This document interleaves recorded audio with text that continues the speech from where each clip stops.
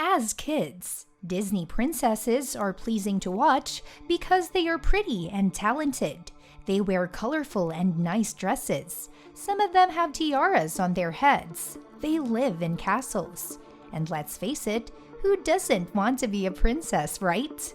But as we grow old, these things are not our main reasons anymore. And the only reason we still watch them is probably because of the idea of happy ever afters. And of course, because suddenly, they are relatable. Although it's easy to assume that villains are even more relatable for grown-ups, there are still some Disney princesses we can probably relate to. Let's take Ariel, our pretty Little Mermaid princess, as an example. Aside from her tendency to take treasures from a shipwreck and hoard unnecessary items, Ariel also had serious body image issues. Obviously, she didn't want her mermaid tail, and she was so obsessed with having human feet that she ended up agreeing to take part in black magic and making a deal with a sea witch.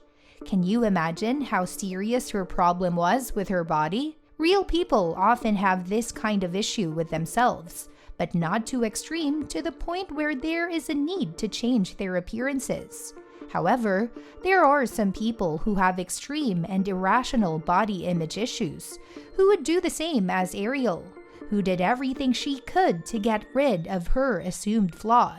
And usually, these people suffer from body dysmorphic disorder. Now, what is this condition? And is there a treatment for this kind of thinking?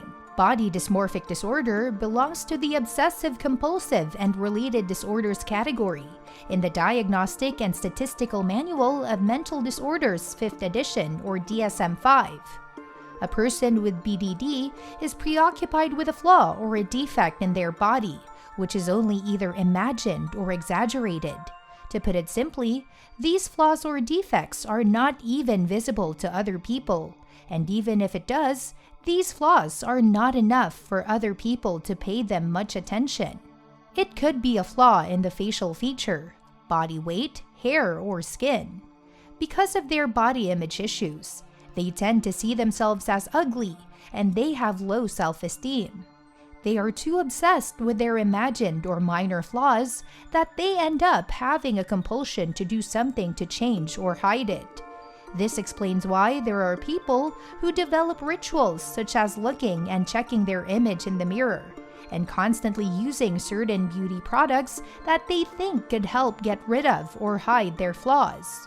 Others, on the other hand, turn to plastic surgeries. Now, this disorder may sound normal to some, but in reality, it can also cause serious problems in some of the most important areas of functioning, such as in school, work, and also in their relationships with other people. Because they put too much attention on their perceived flaws, they tend to easily feel self-conscious, and as a result, they avoid going out in public places or attending any social gatherings. They feel anxious when they are around people because they think that they are being scrutinized, and they might also feel depressed, especially when they feel like there is nothing they can possibly do to get rid of their flaws. As a consequence, people with BDD are also at high risk in terms of committing suicide. As human beings, it is part of our nature to see imperfections in ourselves. But if you feel like you are giving too much thought or you are too preoccupied with one perceived flaw and it is affecting your functioning in some important areas, then maybe seeking professional help would be the best thing to do. Or if you know someone who might be displaying the symptoms of BDD, encourage them to seek the help that they need. There are treatments available for people with BDD, such as therapies and medications. Therapies like psychotherapy, group and family therapy, and cognitive behavioral therapy are very helpful in terms of dealing with their negative thinking. Medications are also being offered to people with BDD to reduce and manage their compulsive thoughts, anxiety, and depression. Check out one of our newest videos here. Don't forget to subscribe and ring the bell so you don't miss out on more videos about your favorite Disney and Marvel characters and the psychology behind them. Thanks so much for watching, and I'll catch you in the next video.